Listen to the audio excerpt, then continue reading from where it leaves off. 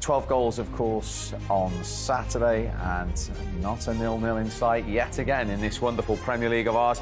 Everton, what a week they've had. 3 consecutive wins, 3 consecutive clean sheets. They beat Chelsea by 2-0. Chelsea's 18th league defeat of 2023. Fulham have scored 5 for the second game running in the top flight for the first time in their history. 5 past West Ham. Manchester City were 1 down to Luton, but came back with 2 second-half goals. Jack Grealish, the match winner. They won and got back to winning ways at Kenilworth Road, and Spurs comprehensively dispatching Newcastle by 4-1. So the table at the end of the weekend, there was plenty of change at the top. It ends with Liverpool leading the way, a point clear of Arsenal. They're a point clear of Villa, who've just beaten them, of course. Manchester City up to 4th today, 33 points now, 4 off the top. Spurs in 5th. 3 points behind the champions. Newcastle stay 7th, missing the opportunity to leapfrog both Manchester United and Spurs. And just a word for Fulham as well, those 2 5-0 wins. 21 points into the top half of the table. Luton stay in the bottom 3 with Burnley and Sheffield United, but only a point between those 3 teams now. Big movers are Everton today. 4-point gap now between themselves and the drop zone, and suddenly just a point behind Nottingham Forest in 16th. Sonny, well done. Back to winning ways. How enjoyable a result and, of course, a victory was that to be part of? Yeah, obviously, when you're winning the game, you enjoy it more. But obviously, I think bounce back like that, I think is very, very important. And obviously, we don't want to make more mistakes what we have been done for a couple of weeks. And I think today was a fantastic performance, and I hope we can continue to perform like this and stay humble. The manager wanted more conviction. Did we see that today? Yeah, I think I said that before after the West Ham game. I think we have to be more ruthless when we go in their box, especially when they drop it deep. But like we did today, and then we were ruthless and we were creating chances. So I think also you have to be clinical, and yeah, we did that fantastic job. And obviously beat Newcastle 4-0 is not. It's not easy, and they're a very, very strong side, and credit all the players and also the fans. Yeah, actually, I saw your interview after the West Ham game. It's probably as angry and upset as I've seen you, but are those high standards really, really important? Yeah, 100%. Obviously, we are playing in the Premier League, and you have to demanding each other more and more, and there's never enough. Look at those amazing teams. They always keep going. Even doesn't matter how many wins they're going in the row. So I think that should be a habit for us. And I think today, again, another good lesson to go for by next game and be strong like this. And then I think we'll be very, very good side. So how did you find it back on the left, and particularly going up against an old friend in Kieran Trippier? Look, Trips is one of the closest friends, and we had a fantastic time here. But look, when you play against each other, there's no friends. So I try to beat him as when he's in the game. But look, he's amazing defender, and it was a hard time for me. But look, and it doesn't matter about team need, which position I need. I'll be always ready and then do my best. How did you find taking the penalty? Was there just a split second when you looked around for Harry Kane to go and take it? I think it's the first one Spurs have had that he hasn't taken for a couple of years. Should we call Harry back? Well, you did a good enough job. No, I mean, I practice all the time, with even when Harry was there, so we never know what's going to happen in the football. So this is all about practicing, and obviously I learned from Harry as well. So it's going to mean a few more goals for you, Sonny. Yeah, I hope so. It was first penalty of the season for us, so I hope we can get more penalties. Well done. Couple of assists, and of course that goal. Player of the match. I think Richie deserved it, but thank you very much. Well said. Well, he has reached Premier League double figures for the 8th consecutive season today. The Spurs skipper, Alan, just wants to inform him that he actually got the full-time score wrong there. Yeah, he did. Yeah, Newcastle did get a consolation goal. We'll give him that, though. He's an amazing player. We'll come to that in a moment. What about the way that penalty came about? Did that sort of sum up Newcastle's day, really? Yeah, it was a poor day. It was a poor mistake by the goalkeeper. I think it was a poor touch from Sonny originally that got him into that position. He's going. I mean, he wants the keeper to do that. That's his only option left because of that touch there.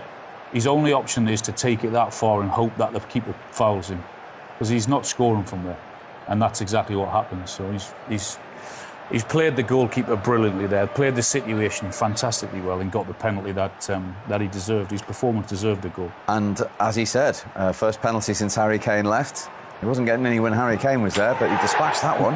Yeah, I mean, no question where that was going to end up. The confidence of him, but he's had a magnificent game, and he deserved to cap it off with a goal, and he tucks that one away. It was very, very good finish for him. Just how much of a talisman is he, and how much has he stepped up since Harry Kane left? Yeah, but even when Harry was there, he was magnificent, wasn't he? He's got that extra seniority now and leadership, though, hasn't he? But I quite like the fact that he had a dip last year, but he's able to roll his sleeves up and go again. You know, obviously he's enjoying playing under Postecoglou. So all them players, you know, why wouldn't you? You know, you're on the front foot, giving you belief, confidence that you can go toe-to-toe with any team in the league, and you're getting loads of sweets going forward. You know, Jacob will tell you, you don't mind running back and putting the workload in if you're getting plenty of the ball in the final third and allowed to do what you do best, and which is what he does best, is go past people as if they're not there, and he's finishing off both feet. He's a magnificent professional. He's a credit to the football club and a credit to the Premier League. This boy could play for any team in the Premier League, and I've been saying it for years and years. Yeah, and that work rate that Tim's talking about, Jacob, it's certainly there all the time with Son. He leads from the front, doesn't he?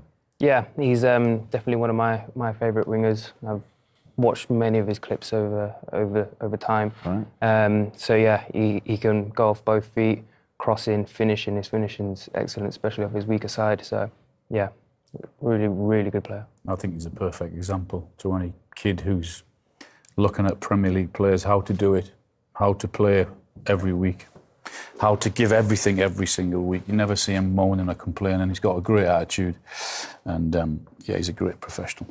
Richarlison's had to be patient. He's had his frustrations. He got 2 goals today. I'm really pleased for him. I really am, because he looks like he's not enjoying football, doesn't he, when you look at his face. Look at that pass from Pedro Porro. Fantastic. You know, he just drops it on a sixpence for him, and his first touch is poor. But the way he just peels away here now, he ain't got to do a lot. Lascelles lets him drop it over. Dubravka's in no man's land, and he finishes it brilliantly. I'm really pleased for him, because he's had a hard time. And I think now, possibly, I think they've stumbled across their best formation. I think if Richarlison can start playing with some confidence, putting some goals away, I think when Maddison's back, him and Kulusevski in the middle of the pitch with Basuma, wow. I think now we are talking. Because Kulusevski in the middle of the pitch today was outstanding. We talked about it. He switched the formation. When they played against West Ham and they struggled to break him down because they never had that guile. They put Kulusevski from the right-hand side, into the middle of the pitch. They're finding him with the ball. He could go past people. He can see the pass. He's cute. Similar to Maddison, but them two together with one number 6 in Basuma or Bentancur. Wow, I think I'm getting excited about that. Mm-hmm. But that goal again, avoidable from Newcastle. Yeah, I mean, it's a brilliant ball, good touch and finish from Richarlison, but poor defending from Lascelles and poor goalkeeping. I thought again they made his mind up entirely, because he takes his touch and he has a look, and Dubravka gets caught. He slips. He doesn't know whether to come or stick or whatever, and he gets in behind Lascelles. It's a great run and a very, very clever finish. But am I sensing you're not having this goalkeeper, Dubravka, out? Yeah, I mean, there's a reason why he's been number 2. I mean, Nick Pope's been brilliant for Newcastle and shot stopping and everything else. Yeah. And there's a reason why he's been in number 2. So having not played for such a long time, I get that it's difficult to come into the team. But it wouldn't surprise me at all if Newcastle were to go out and get a replacement for Pope in the next couple of weeks. Is that something that's a serious priority for you now? I think it has to be, because if he gets injured, then they're in trouble.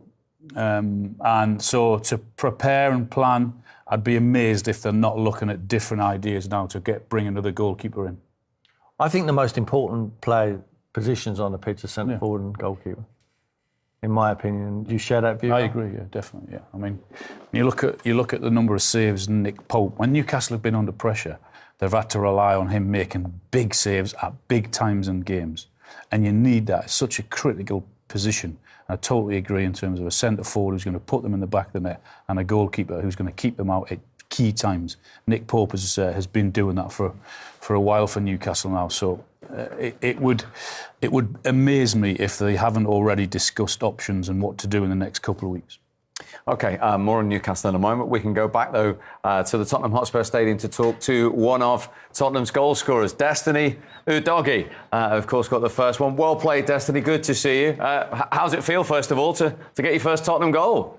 Yeah, thank you. I'm so happy for my first goal for the team.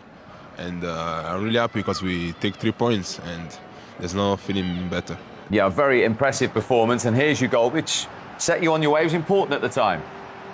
Yeah, I think I passed the ball to Sonny and he did the rest. I just make my run and I'm happy the ball came to me and I'm happy for my goal.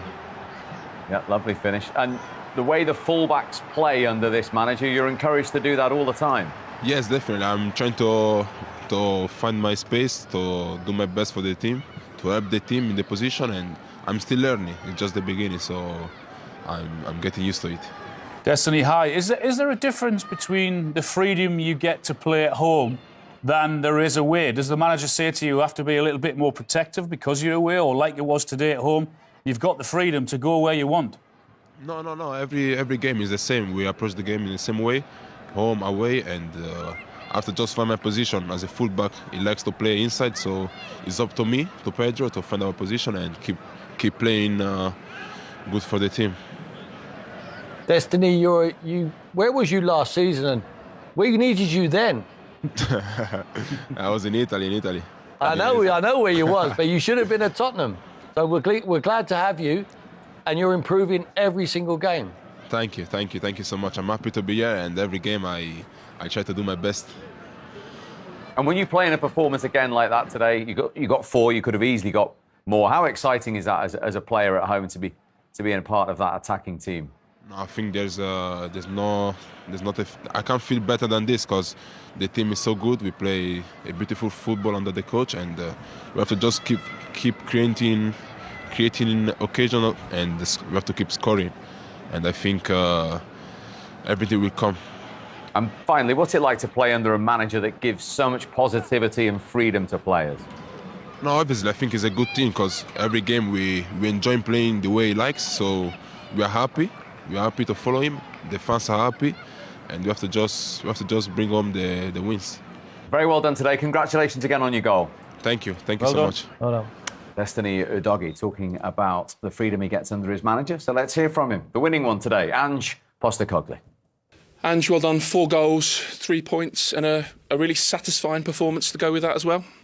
Yeah, absolutely. Can't fault the lads tonight in terms of all those things, and because of that they get the rewards too, which I'm pleased about because they put in a massive effort today. You wanted more conviction. Fair to say you got it?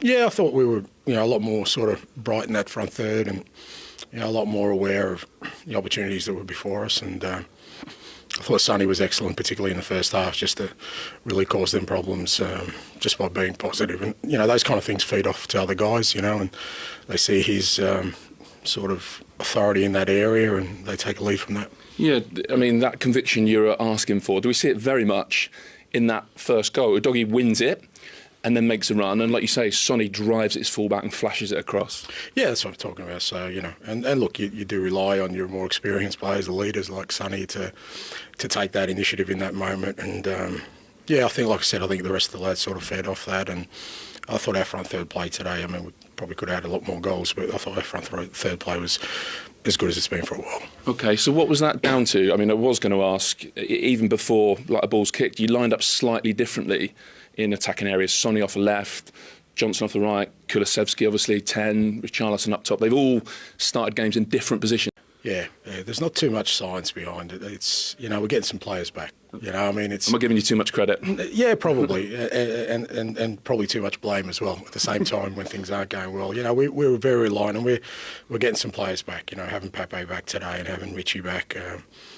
And you can see it. I mean, I'm not going to speak for Eddie, but you can see they're running on fumes at the moment in terms of, they've got probably the only other club that's got the sort of injury sort of, sort of rate that we have. And, that's what happens. And we've gone through that. We're hopefully coming out the other side, and hopefully that'll mean we've got more promising performances. You mentioned attacking areas. Were you better in both boxes today? I'm sure you're pretty satisfied with that period. Start of the second half where it could easily have gone 2-1, and of course it didn't, and you make it 3-0 and the game's effectively dead. Yeah, no, spot on. Yeah, I thought both boxes were a lot better today, a lot more solid. Again, having Romero back helps with that. That's his second game now.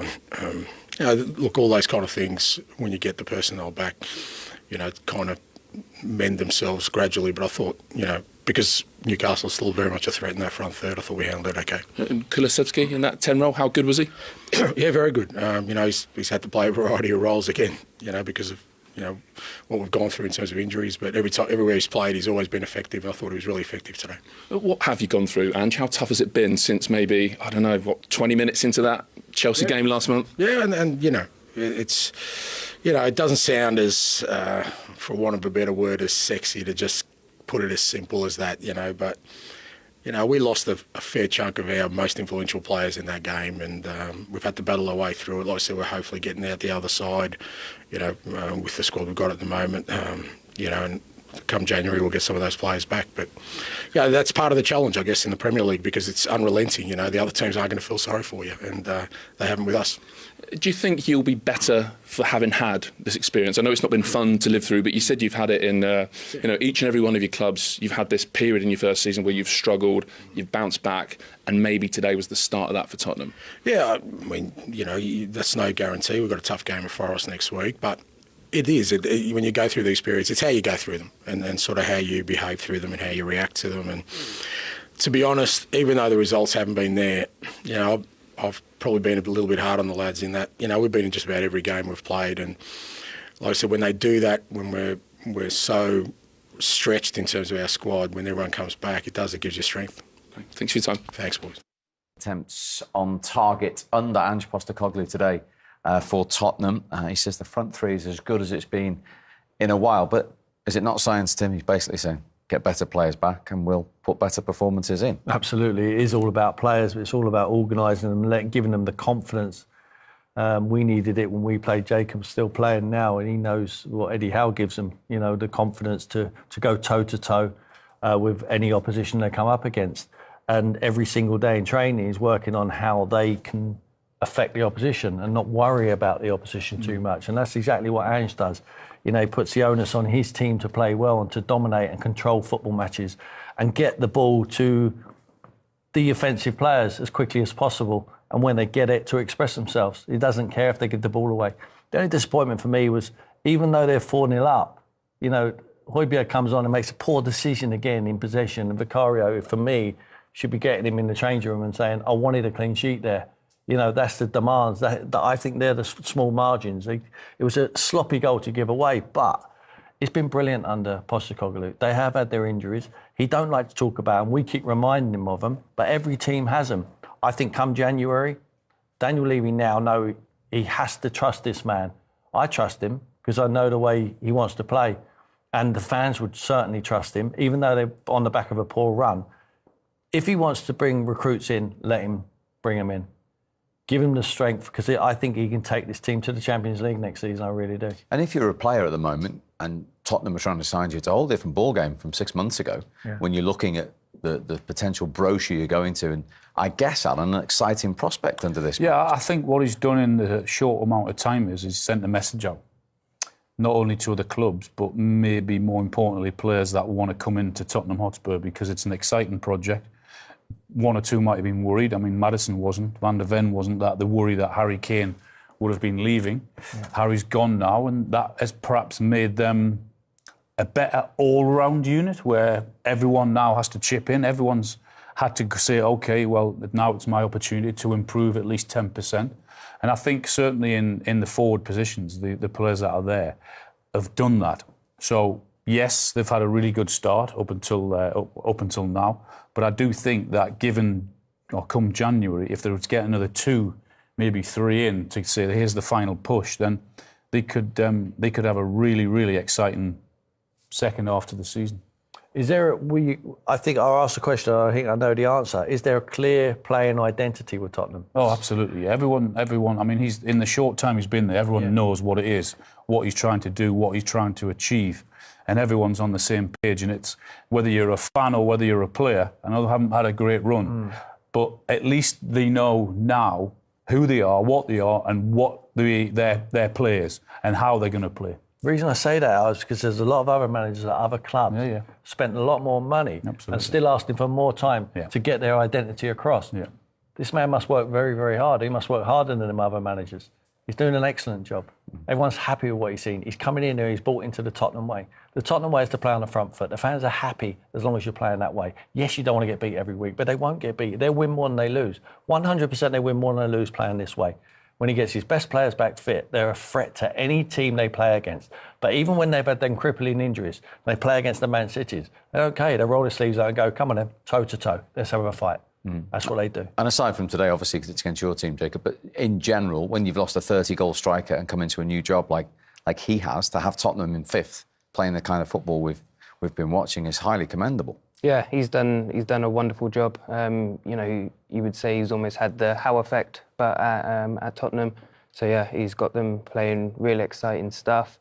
You know, they don't care about the opposition. You see where their fullbacks position themselves while they're attacking. You know, shows no respect almost to the opposition. This is how we want to play, and this is how we're going to do things. So yeah, that makes them a strong outfit. OK, well, you mentioned the Howe effect. It didn't get into effect today. Back-to-back defeats this week for Newcastle. Let's see what Eddie Howe thinks about it. Well, Eddie, it felt like that was the day a tired team finally ran out of gas. Would that be the explanation you would give or not? I think it's a little bit too simplistic to say that. I think there's an element of truth there, of course. Difficult game. I thought Tottenham played very well. I thought we had our moments in the game. Especially at the beginning of the second half, where I thought we were excellent until they scored.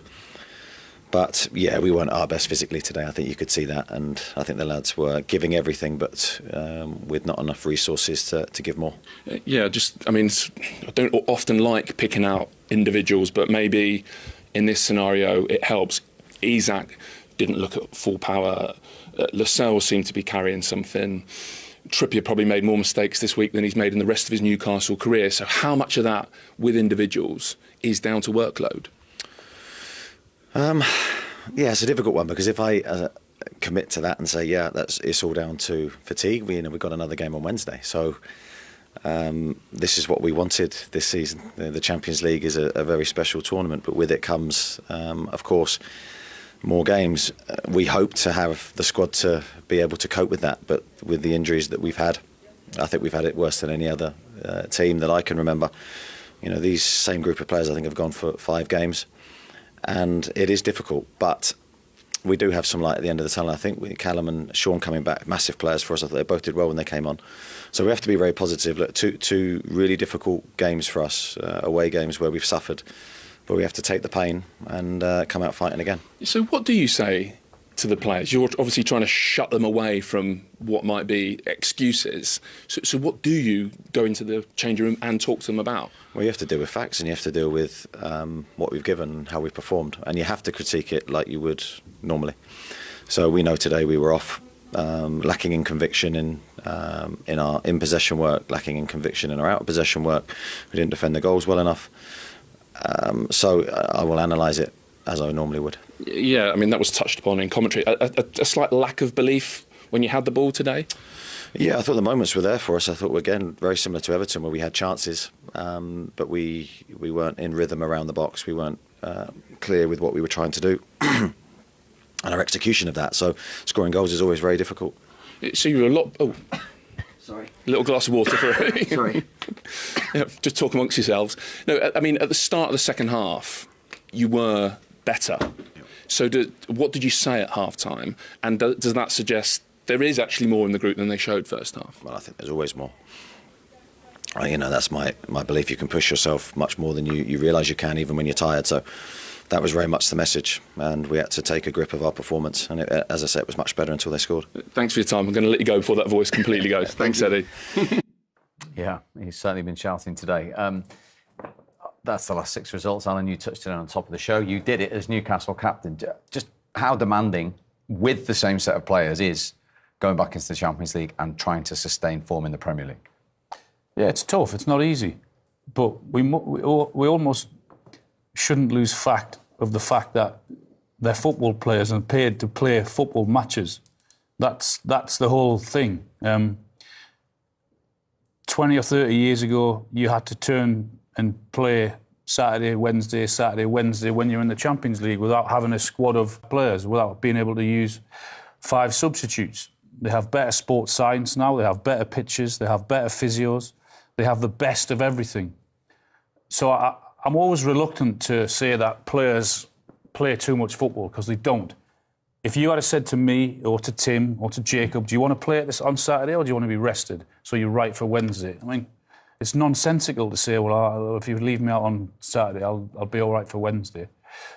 For me, football doesn't work like that. You want and you should be ready to play every single game. Yeah, and I don't think there's any suggestion that the Newcastle lads aren't, but just sometimes physically, like Eddie, your manager was saying. If you keep hearing it, if people keep telling you it, and all you've ever known all your life from a 15-year-old kid is that you can't play 3 games a week because it's too much and it's too hard work and you need a rest, you're going to eventually believe that. So if we keep on talking about it, and Eddie's right there, Eddie said it before the game, he doesn't want to use tiredness as an excuse. He's just said it in his interview, because what message does that send out to the players that have to go and play again on Wednesday? Yes, in an ideal world, you'll have your full 25-man squad to pick from and you might leave one out here or one out there. But as football players, as I said, if you keep hearing that, oh, you can't do this and you can't do that, you eventually believe it. And I'm not a huge fan of keep hearing players can't play 3 games a week and there's too many games in the season. Jacob, what do you think? It's a tough one, because it's, not much noise is coming out of the dressing room about us, moaning about having too many games. Like Al touched on, this is what we wanted. It's what you fought so hard. Yeah, we fought so hard for it. And, I'm full of admiration for what the lads have done over the last 5 games. We play a relentless physical style, and it is tough. For the same 11 for 5 games to go out there and keep churning out a physical performance, I've got nothing but admiration for them. Do more running than you used to do, you see, that's what it is. I had Tim to do all my run. I just put the ball in the back of the net. That's why I look like this. Dear. 1 plus point, or 2 plus points, as he mentioned. Longstaff and Wilson back on the pitch, and Wilson actually helped set up the consolation goal that Son rudely, to Alan's annoyance, forgot actually went in. But if we can get him back on the pitch and in these situations, that's a big plus point. Yeah, he's going to be huge for us. It was good for him to get minutes today, so hopefully he's firing and ready for what's going to be the biggest game of our season to date, come Wednesday in the Champions League. So, great composure for him to find Joey, and Joey tucks it away, makes no mistake. I think, and also in fairness, the 2 away games that they've had, it's always obviously it's more difficult going away from home. Whereas if you've got the atmosphere at home, you've got the crowd backing you, it's a little bit easier to go again, because you're not allowed to walk, you're not allowed to be tired at home because your fans are screaming for you. So it's a bit easier if you've got home games. Tim was losing his voice before. You think he's doing too many shows? Too many shows in a season, Alan? His voice is very tired, or was. Right, we just talked about Callum Wilson back on the pitch for the first time since the 7th of November. Here he is after the game. Well, Callum, in terms of freshness and fitness as much as anything else, how difficult a moment are the group going through? Yeah, the players that have been starting the last 5-6 games have had a lot asked of them. Today just seemed 1 game too many. We're playing against the top side, and unfortunately for all those travelling fans, we couldn't give the 3 points that we wanted. Is that how it felt? I know you're sort of, for the most part, watching on, but was that the moment where it really caught up on what was already a tired group? No, I think sometimes when you're in games like today, if you score the first goal, you have something to hold on to. It gives you a little bit of momentum. Once you go 1-0 down, with what happened the last 2 away games, you can almost play in the back of the mind. But I guess there's no excuses from our point of view. It wasn't good enough today from everybody, and we'll make sure that we're right for the midweek game. So on top of the freshness aspect that I talk about, what reasons would you give for that performance? It's hard to digest. It's literally just happened. It's still so raw. I think, you know, Tottenham are a good side. They scored a good first goal from their point of view. From our point of view, obviously disappointed how it happened. But yeah, like I say, we just couldn't find that breakthrough really. And then once they get the second and third, it's a long way back. Yeah, Jacob, ahead of this huge game on Wednesday, like you said, brilliant to have him back on the pitch. And, you know, it could be a night where if one chance drops, you need to finish it and you want someone like him on the pitch. Yeah, we're really excited that we've got Cal back. You know, I spoke to the guys earlier and I spoke about his elite mindset. He just switches come game day. In what sense? Just the focus, laser focus, ready for any chance in the box. So yeah, to know that we've got Cal, Alex, Isaac to put the ball in the back of the net in a huge European game, you know, that gives everyone confidence. I think what happens is when you've got quality players on the bench, if it's not working for you in a game, you say, all right, you're coming off, someone comes on who has a different idea and has had a look at the game and he's coming on for half an hour. I think that's probably what Newcastle have lacked over the last sort of 4 or 5 games, is that they perhaps have not had that quality or been able to change as much when a game's been going against them. Yeah. And that's probably what's happened more so in the last couple of games than anything. More than tiredness, though? I don't like to mention tiredness. Patrick mentioned it 5 times there to Callum. Callum was having none of it, just saying, no, poor performance. Everyone's allowed a poor performance, didn't mention tiredness. I think it's not the noise coming out of the dressing room. Yeah. It's a noise we keep telling them. Keep telling them they're tired. They're listening to that since they're 14, 15 years of age by sports scientists telling them in the red zone, you can't do this, you can't do that. And all the red zone for us uneducated ones? A red zone is, they have these monitors on where they run too hard and they say, who makes the decision whether they're running too hard or they're not? Then these football people trust their eyes. All of a sudden, it's the technology we're trusting. We're looking at, I mean, they need to know how to play tired. They need to know how to go through the pain barrier. At the moment, we are producing soft players. They need to get through it. Don't keep like Alan says, don't keep telling them they're tired. It's a load of nonsense. Everyone wants to play. You think me and Tim are old school? It's not old school. They need some old school. That's what they need, because they're not making the noises. They're not saying they're tired. It's everyone keep throwing it down their ear holes that they're tired, and it's not good enough. I'm not having it. Listen, they won't be tired on Wednesday. There'll be some atmosphere. Absolutely. You're there as a fan. Yeah. I mean, how important are those fans going to? They'd be hugely important. They need to be at their very best, the fans, from the very first minute when the players come out. They've had a couple of really poor results, but they trust everything that Eddie's done and doing, so there's never going to be an issue there. It'll be absolutely rocking. This is what we all wanted. It's what the players wanted, the coaching staff, the fans, the owners. They all wanted Champions League football, and they've got one last game to hopefully get through to the next round, and that in itself would be a remarkable achievement. Absolutely, yeah. I mean, Milan actually lost yesterday as well, 3-2 to Atalanta. I mean, it's going to be some night for you and the teammates. Some night, and it's a straight shootout. They have to come to win. We have to win. PSG need to win. So the boys, they'll find something. It's too big of an occasion for us not to find something on the night, and everyone is confident that we find a way, and in games like that, that's where heroes are made, basically. So. Absolutely. OK. And Alan, it's still Tim's heroes for scoring all those goals and winning in the Premier League medal all those years ago. Right, from Newcastle in the Champions League. I'm Derek Ray. With me for commentary is Lee Dixon, and we've got Premier League action coming right up. It is Tottenham Hotspur up against Newcastle United. Well, thank you, Derek. All the talking is done. Time now to put the coach's plans into action. Let's hope both teams really have... And he read it really well. Fine save.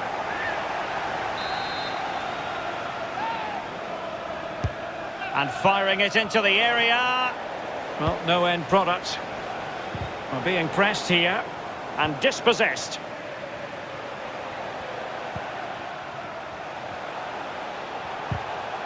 That's how to blunt the edge of the opposing attack. Miguel Almiron. Hayden. It's the turn of Spurs now. Made it a bit too easy for his opponent. Magnificent defending.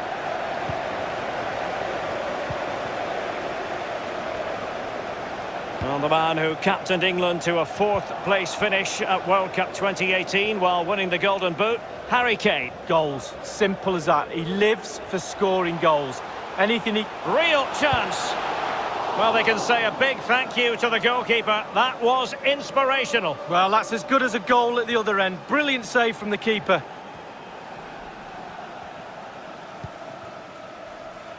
Matt Ritchie. On to Almiron. Saint-Maximin. An effective challenge.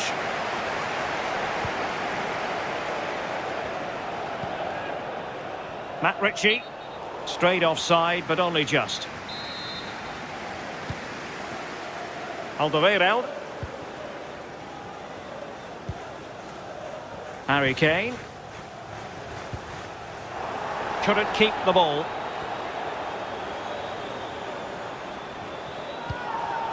Saint-Maximin.